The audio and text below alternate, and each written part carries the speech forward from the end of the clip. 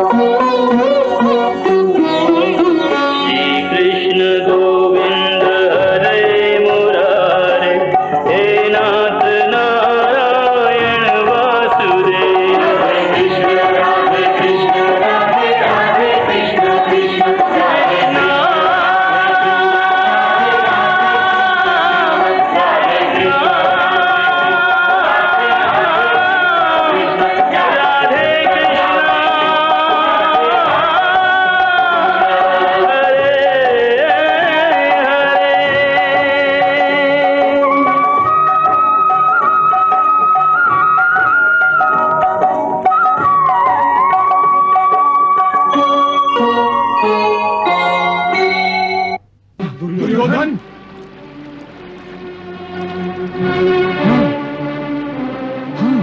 भीम भैया दुर्योधन,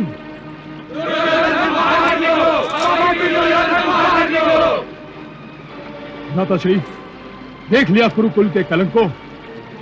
मैंने तो सुना था कि लोग चुल्लू भर पानी में डूब मरते हैं, परंतु इस निर्लज को तो इस सरोवर में डूबकर भी मौत नहीं आई। दुर्योधन, अब तुम इस युद्ध से बच नहीं सकते। ना मैं युद्ध से डरता हूं और ना ही मृत्यु से। फिर भी इस सरोवर में छुपे बैठे हो। भीम से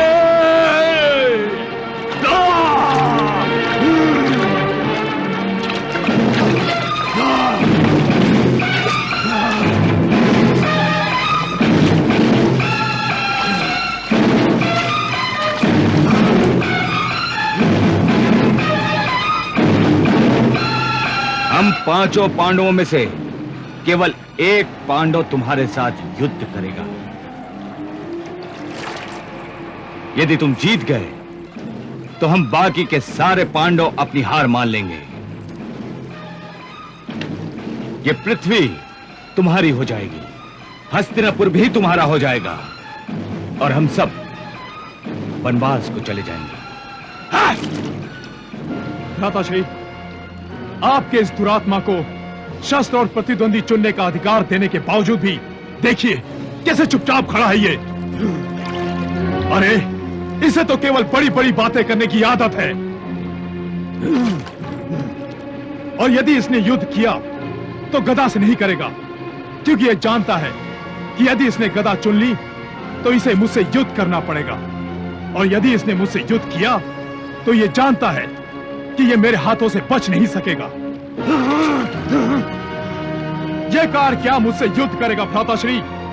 यदि इसमें अपनी जान की बाजी लगाने की हिम्मत होती तो इसकी जगह इसका कोई न कोई भाई जीवित होता। यह तो सदा ही अपने प्राणों की चिंता करता रहा, कभी किसी भाई की रक्षा करने के लिए आगे नहीं आया। अपने सामने इसने सबको मरवा दिया। ये क्या मुझसे युद्ध करेगा? भीम! इसके सामने मैंने दुशासन का वध किया, परंतु बड़ा भाई होकर भी इसने दुशासन की रक्षा नहीं की। यदि कोई दूसरा भाई होता तो अपने भाइयों के वध का प्रतिशोध लेने के लिए मेरे साथ युद्ध करके मेरा वध करने की आकांक्षा करता, परंतु ये तो भगोड़ा निकला। ये क्या मुझसे युद्ध करेगा?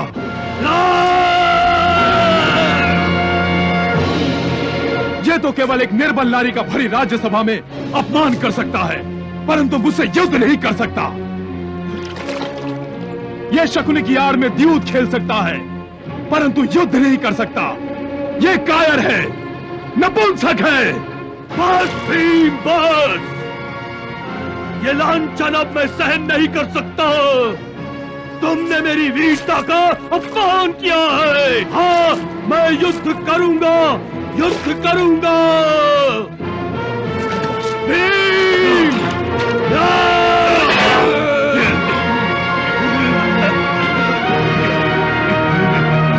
भीम! मैं तुम्ही से युद्ध करूंगा, तुम्ही से। मैं पितामह, द्रोण, शल्य, कर्ण, मामा शकुनी, मेरे सभी पुत्रों और भाई, मित्रों, रिश्तेदारों और सभी योद्धाओं का प्रतिशोध तुम्ही से लूंगा भीम, तुम्ही से।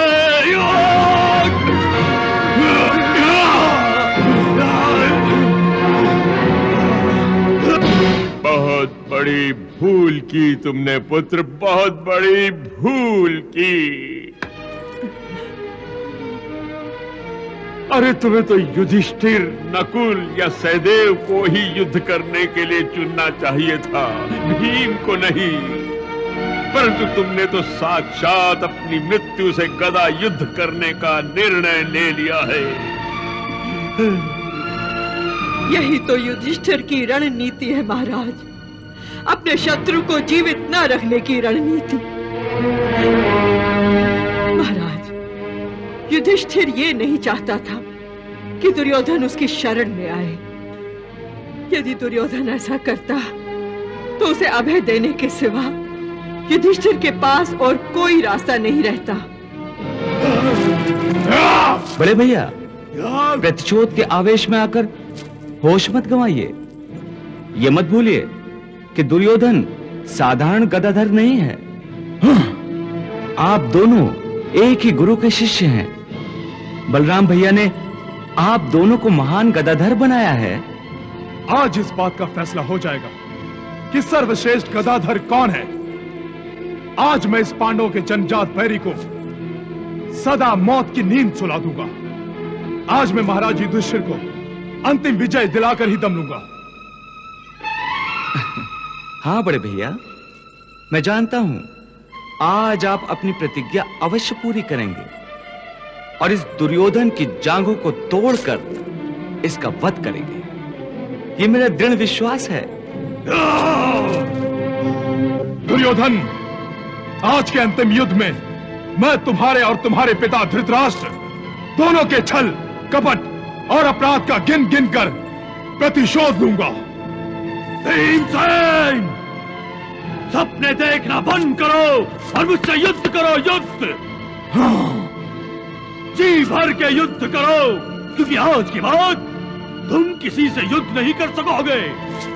मैं आज तुम्हें मारकर इस धरती का बोझ कम कर दूंगा और तुम्हारे सारे भाइयों को आजीवन वनवास भेज दूंगा। हे दुष्ट पापी, तेरी विषैली जीवा तो सदा ही तलवार की भांति चलती है। इसी विषैली जीवा ने कौरव वंश के समस्त योद्धाओं की जीवन डोर काटी है।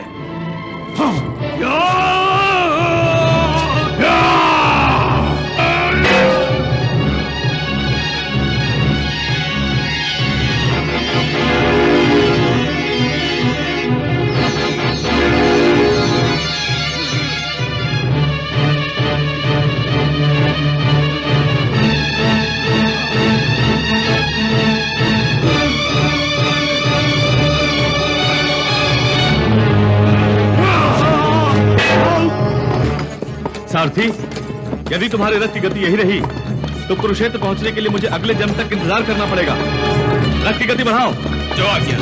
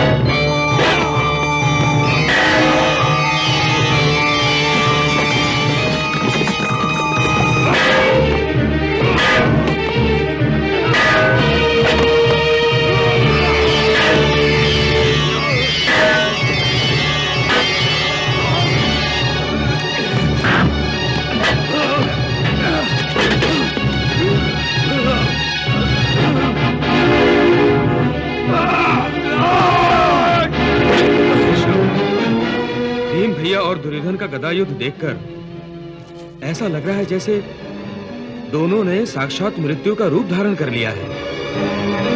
आज सूर्यास्त से पहले इस युद्ध का निर्णय नहीं हो पाएगा। नहीं पार्थ, आज सूर्य भी इस युद्ध की समाप्ति से पहले अस्त नहीं होगा।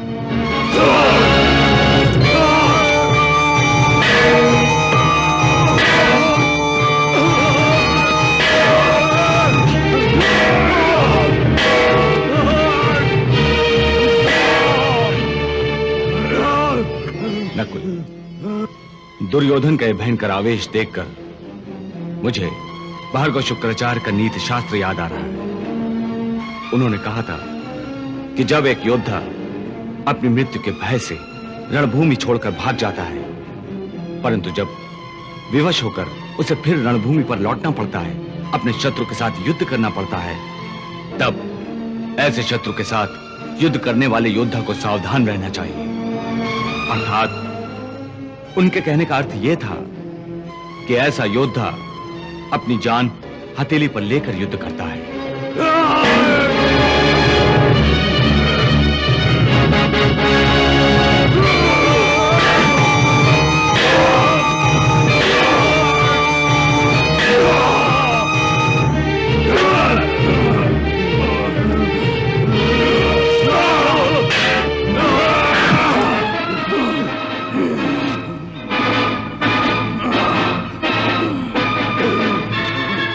आज दुर्योधन भी इसी संकल्प के साथ युद्ध कर रहा है। जीतेगा या अपने प्राण हार जाएगा।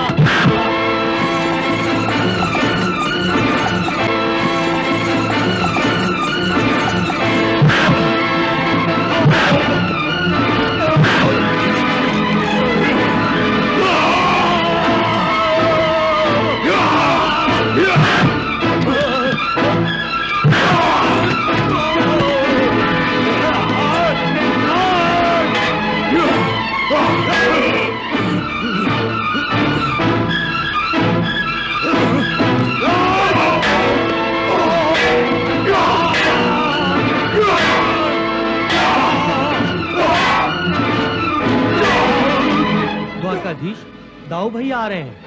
मधुसूदन, दाऊ भैया।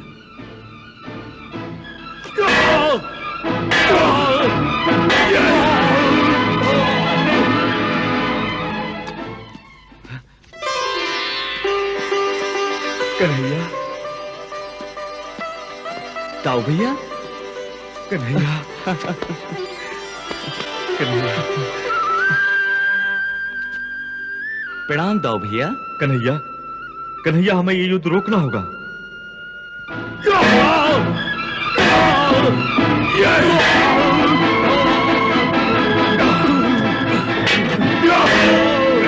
कन्हैया, मेरे एक शिष्य से मेरे दूसरे शिष्य का वध मुझसे नहीं देखा जाएगा, और कौरव पुत्रों में दुर्योधन अकेला ही तो बच गया है।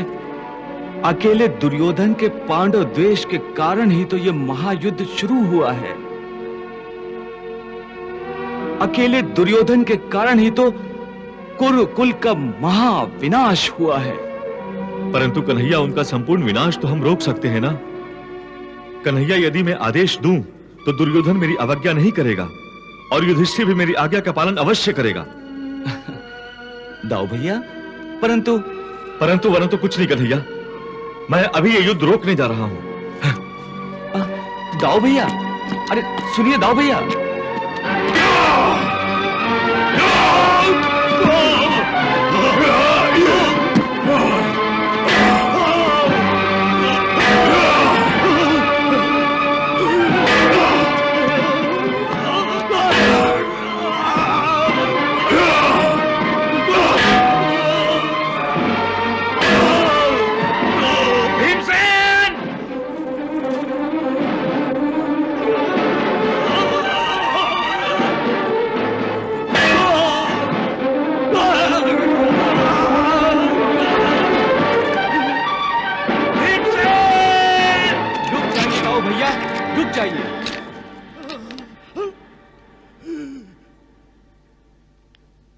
भीमसेन, गदा युद्ध में नाभि से नीचे प्रहार नहीं करना है, यह सिद्धांत जानते हुए भी तुमने दुर्योधन की जांघों पर प्रहार कैसे किया?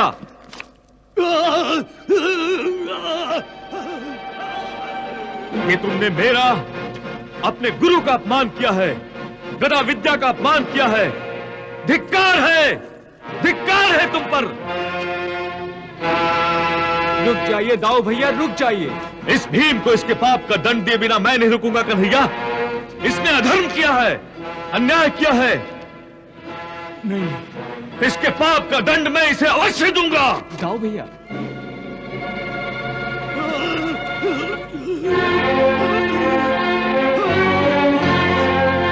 ये आप कैसी बातें कर रहे हैं दाऊ भैया? भीम भैया ने कोई अधर्म नहीं किया है, कोई अन्याय नहीं किया है, कोई पाप नहीं किया है। कन्हैया, हाँ दाऊ भैया, क्या अपनी प्रतिज्ञा की पूर्ति करना कोई पाप है, अधर्म है? भीम भैया ने केवल अपनी प्रतिज्ञा की पूर्ति की है, जो उन्होंने उस द्यूत सभा में ली थी। तभी यही दुर्योधन ने द्रौपदी का अपमान करते हुए उसे अपनी जांग दिखाकर अपनी गोद में बैठने को कहा था।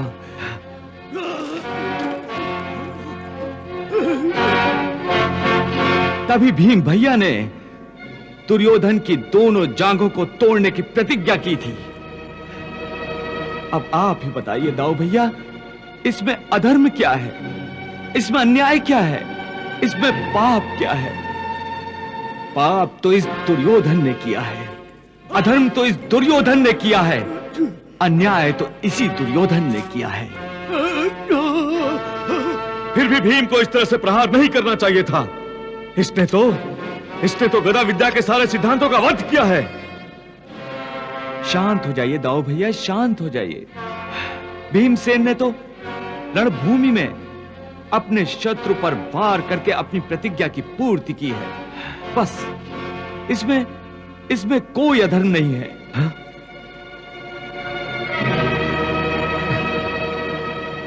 हाँ दाऊ भैया, धर्म के मार्ग पर चलने वाला प्रत्येक मनुष्य हमारा अपना है।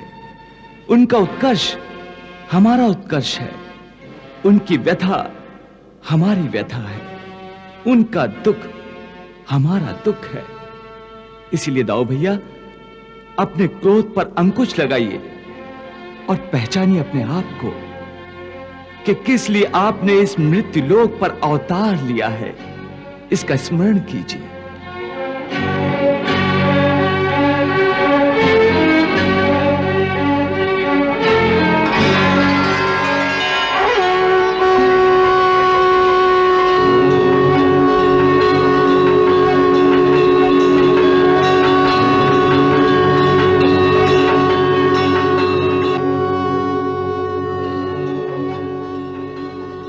हम तो अधर्म और अधर्मियों का विनाश करने और धर्म की पुनः स्थापना करने इस मृत्यु लोक पर अवतरित हुए हैं। प्रभु, मुझे क्षमा कर दीजिए प्रभु, मुझे क्षमा कर दीजिए। क्रोध के आवेश में आकर मैं आपको पहचान न पाया। अब मैं आपसे और दूर नहीं रह सकता प्रभु। आप चलिए मेरे साथ, द्वारिका चलिए प्रभु। नहीं दाऊ भैया, आप चलिए, मैं शीघ्र ही द्वारिका पहुंचूंगा। हाँ, जो आज्ञा प्रभु।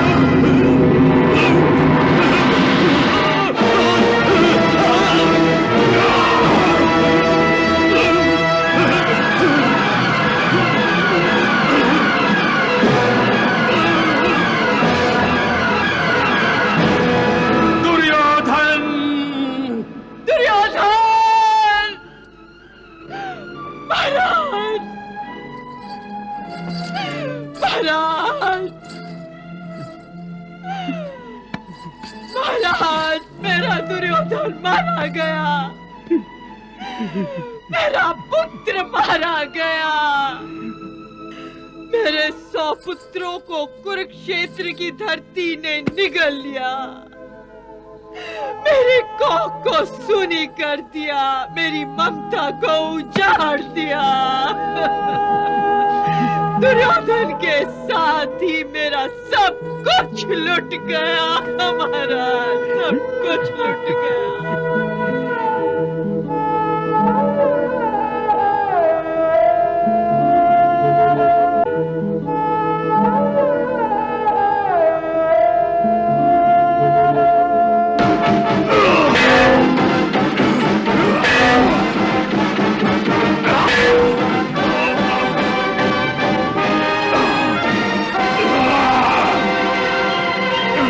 ठहरिए भीम भैया, ठहरिए।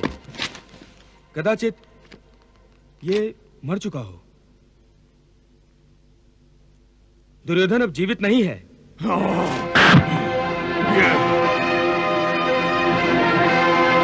ये मर चुका है, दुर्योधन मर चुका है। दुर्योधन का वध हो गया, हम ये युद्ध जीत गए, हम विजयी हो गए, दुर्योधन का वध हो गया, हम विजयी हो गए।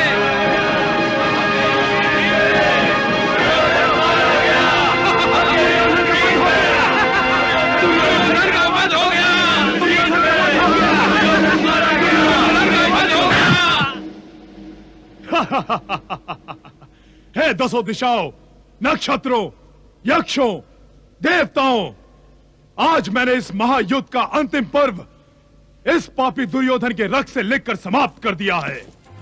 आज से यह युद्ध समाप्त हो गया, पांडव विजयी हुए और यह पापी दुर्योधन सम्राट बनने के सपने देखते देखते सचमुच सो गया। हमेशा के लिए मृत्यु की नींद सो गया। हाँ भैया हाँ, परंतु हमारा उद्देश्य तो दुर्योधन का वध करना था, सो हमने कर दिया। अब हम पूर्ण रूप से विजयी हो गए हैं, इसलिए हमारा दुर्योधन के शव का अनादर करना उचित नहीं है। अर्जुन, इस समय तुम मेरे आनंद में विघ्न नहीं डालो। इस पापी दुर्योधन ने सदा ही मेरी आत्मा को पीड़ित किया है, इसलिए आज मुझे इसके शरीर को, इसकी आत्मा को पीड़ित करने में बड़ा आनंद आ रहा है।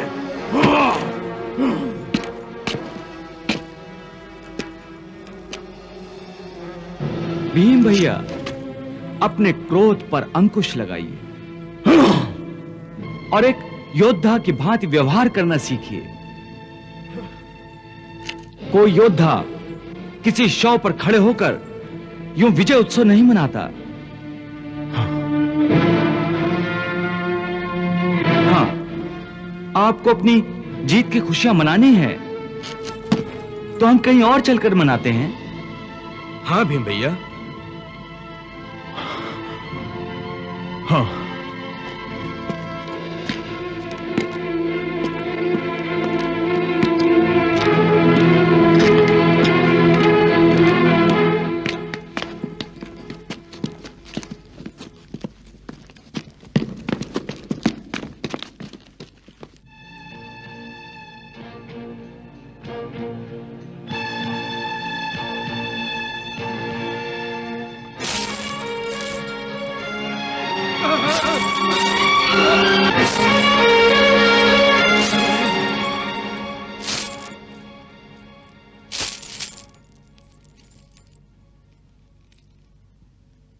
क्या मेरा पुत्र जीवित है? जी महाराज, युवराज दुर्योधन जीवित हैं। परंतु पांडव तो। महारानी जी, जिस प्रकार युवराज दुर्योधन जल स्तंभन की विद्या जानते हैं, उसी प्रकार उन्हें लंबे समय तक सांस रोकने की विद्या का भी ज्ञान है।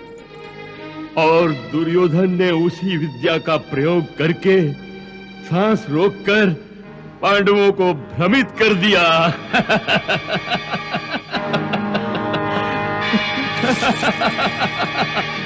मेरा पुत्र बच गया गांधारी।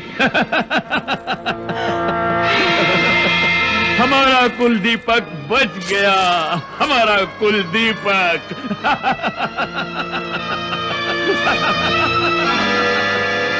सम्राट युधिष्ठिर की जय! सम्राट युधिष्ठिर की जय! सम्राट युधिष्ठिर की जय! सम्राट युधिष्ठिर की सम्राट युधिष्ठिर की।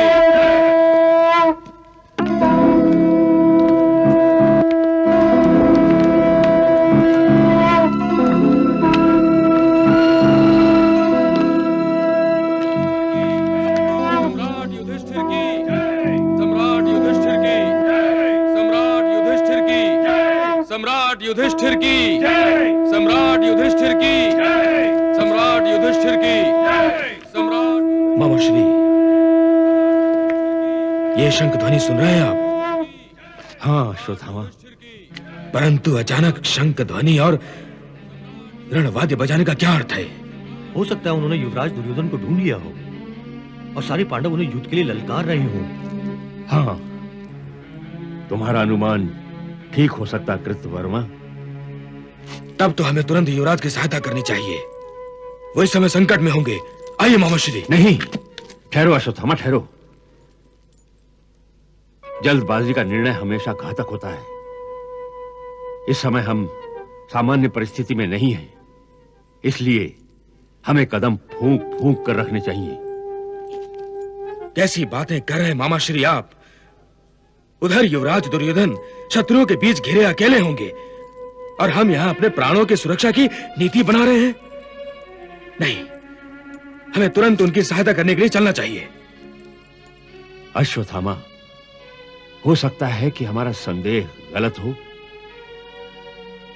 हो सकता है कि शंख ध्वनि से पांडव हमें भ्रमित करना चाहते हो। ये उनकी कोई चाल भी हो सकती है, कि हम भ्रमित होकर किसी भी तरह बाहर आ जाएं और पकड़े जाएं। तो फिर हमें क्या करना चाहिए? प्रतीक्षा,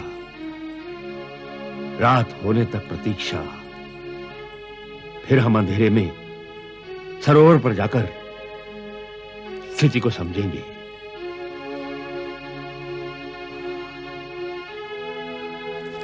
और युवराज से विचार विमर्श करके कल क्या करना है इसका निर्णय लेंगे। समझे? आओ चलो।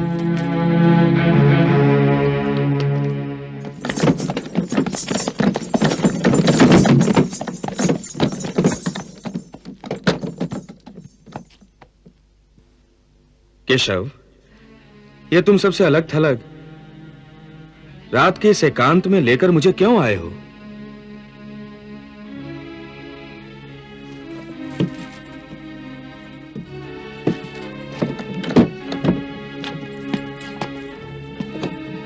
पहले नीचे उतरो, फिर बताता हूं।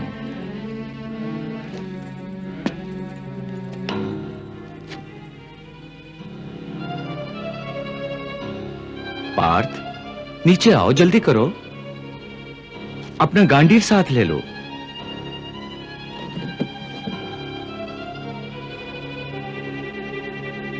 सोच क्या रहे हो पार्थ? अपना गांडीव और अपने बाणों का तुनीर उठाओ और जल्दी नीचे आओ।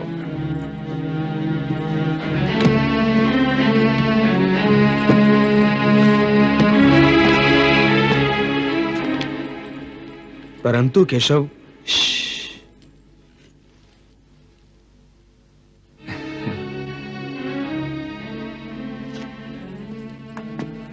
हे पवन पुत्र, अब आप भी अपने प्रत्यक्ष रूप में आ जाइए।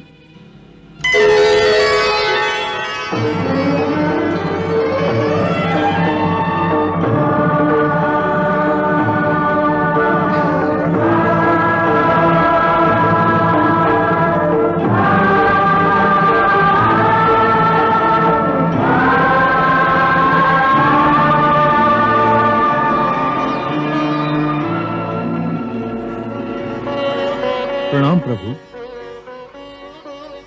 प्रणाम पार्थ अर्जुन। प्रणाम पवन पुत्र। केशव, हनुमान जी जब मेरा अहंकार तोड़ने के लिए आए थे और उन्होंने दर्शन दिया था तो वो वृद्ध रूप में थे। अपने बाणों के सेतु की दशा देखकर अब तुम्हारी समझ में आ गया होगा कि भगवान श्री राम ने पत्थरों का सेतु क्यों बनवाया था। हे कपि, तुम जीत गए, मैं हार गया। और अब एकदम युवा दिखाई दे रहे हैं। पार्थ, पवन पुत्र ने तो वृद्ध रूप धारण किया था ताकि उन्हें कोई दूसरा पहचान न सके। पवन पुत्र को तो देवी सीता ने अजर और अमर होने का आशीर्वाद दिया था। फिर भला वो वृद्ध कैसे हो सकते हैं? और फिर भीम भैया और बलराम भैया का अहंकार तोड़ने के लिए आपने यही रूप धारण किया था, याद है ना पवन? प्रभु, वाटिका का वो दृश्य मैं कैसे भूल सकता हूं, जब आपने मेरी आकांक्षा पूरी करते हुए आपने, देवी रुक्मणी ने और बलराम भैया ने मुझे प्रभु श्री राम, सीता मैया और लक्ष्मण रूप में दर्शन दिए थे। प्रभु, इस समय आप तीनों यहां हैं। मेरी विनती है कि आप तीनों मुझे त्रेता युग के अपने अवतारी रूप में दर्शन देकर अनुग्रहित कीजिए।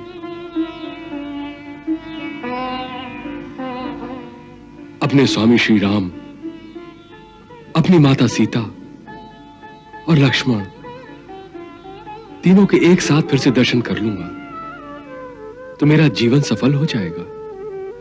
मैं धन्य हो जाऊंगा प्रभु, धन्य हो जाऊंगा।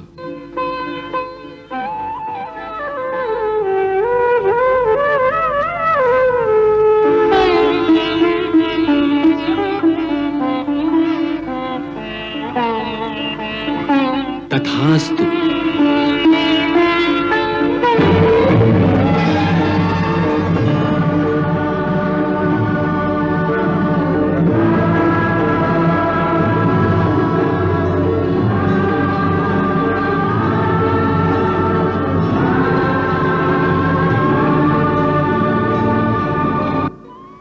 प्रभु, मैं तो धन्य हो गया।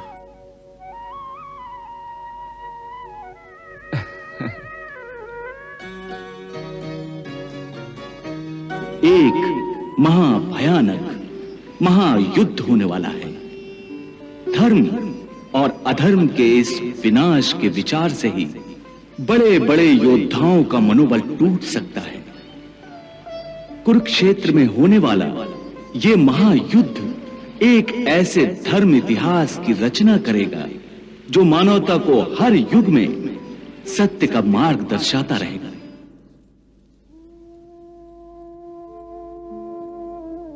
अरे अरे पवन पुत्र, आप रोने क्यों लगे? प्रभु, आपसे बिछड़ने का समय जो आ गया है, न जाने फिर कब आपकी सेवा का अवसर मिलेगा। इस महायुद्ध के 18 दिनों तक आपके निकट और आपकी संगत में रहकर प्रतिदिन आपके दर्शन करता था, परंतु अब आपके दर्शनों से, आपकी संगत से वंचित होना पड़ेगा। सो इसी दुख के कारण आंखें भर आई। हे पवन पुत्र, हस्तक्षेप के लिए मुझे क्षमा कीजिए। आप कह रहे थे कि 18 दिनों तक इस महायुद्ध में आप हमारे साथ थे? हाँ। इस प्रश्न का उत्तर मैं तुम्हें देता हूं अर्जुन। इस महायुद्ध के आरंभ के पहले दिन मैंने तुम्हारे रथ के सारथी बनने का दायित्व संभालने पर हनुमान जी का आह्वान किया था।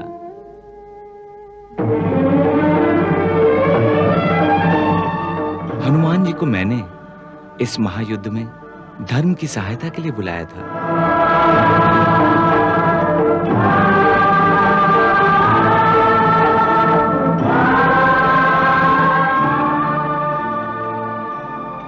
और धर्म की जीत को निश्चित करने के लिए उन्हें तुम्हारे रथ पर आरूढ़ किया था।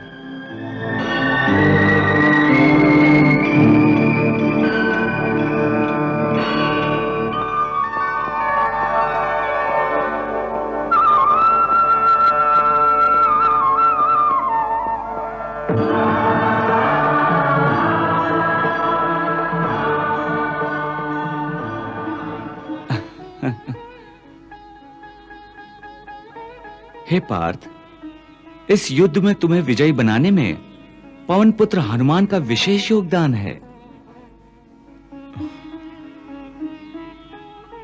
इन्होंने ही शत्रुओं के अस्त्रों और शस्त्रों से तुम्हारे रथ की रक्षा की थी। प्रभु, मैंने रथ पर अप्रत्यक्ष रूप में आरूढ़ होकर शस्त्रों और अस्त्रों के प्रहार तो अवश्य रोके हैं, परंतु अंगराज कर्ण के अस्त्रों से इसकी रक्षा नहीं कर सका, जिसका मुझे खेद है। परंतु रथ तो सुरक्षित है केशव। हे पवन पुत्र, रथ से तुम अपना ध्वज निकाल लो। जो आज्ञा प्रभु।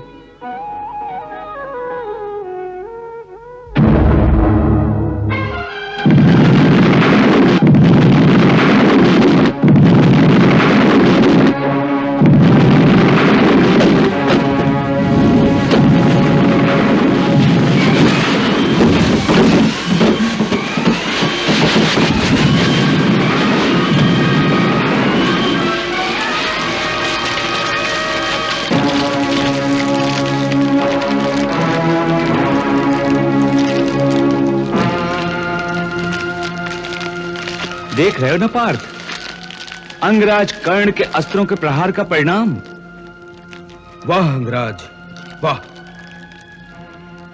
केशव, तुमने ठीक ही कहा था। अंगराज कर्ण एक महान पराक्रमी था। पार्थ, मैंने तुम्हारे इस रथ को अपनी माया शक्ति से संजोए रखा था, वरना ये तो कुरुक्षेत्र में कब का ध्वस्त हो गया होता। प्रभु, अब मेरे लिए क्या आज्ञा है? अब ये युद्ध समाप्त हो चुका है, इसलिए मैं आपको इस युद्ध के संबंध में आपके इस दायित्व से मुक्त करता हूं जो मैंने आपको सौंपा था। आपने अपना दायित्व भली भांति निभाकर मुझे अति प्रसन्न किया है। हां पवन पुत्र, अति प्रसन्न किया है। पार्थ, अपने पांडव सेना के अप्रत्यक्ष परंतु सबसे श्रेष्ठ योद्धा को विदा नहीं करोगे? अवश्य केशव।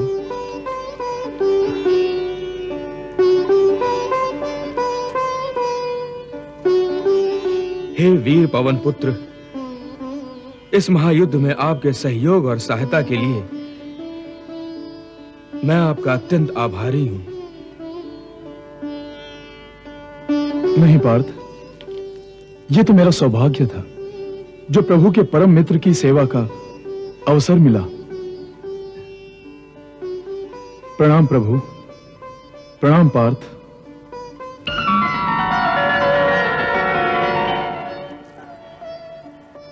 केशव, आज मैं समझ गया हूं कि कोई भी मनुष्य कितना ही शक्तिमान, कितना ही बुद्धिमान हो, उसकी शक्ति और उसकी बुद्धि का मोल भगवान के सामने शून्य के बराबर भी नहीं होता है। वो जो भी होता है, जो भी उसका अस्तित्व है, वो केवल भगवान का अनुग्रह होता है।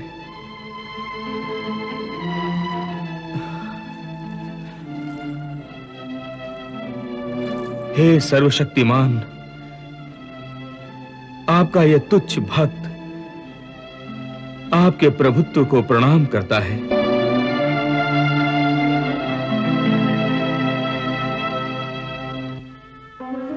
पग जरा जल्दी जल्दी उठाओ, हमें शीघ्र ही सरोवर के पास पहुंचना चाहिए। महोश्री, युवराज ठीक तो होंगे ना? अवश्य अश्वत्थामा, अवश्य। तुम चिंता क्यों कर रहे हो? पता नहीं क्यों मेरे मन में अशुभ शंकाएं बार बार सर उठा रही हैं। मैं बार बार युवराज के कुशलता की प्रार्थना कर रहा हूं। वो देखो, सरोवर आ गया, चलो।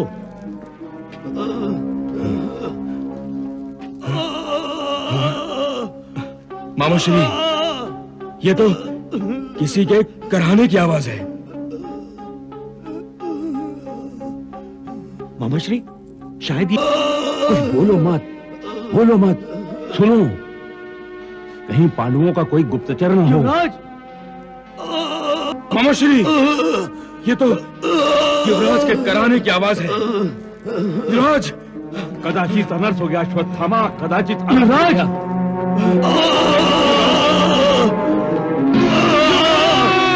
युवराज, युवराज, युवराज, आपकी ये दशा।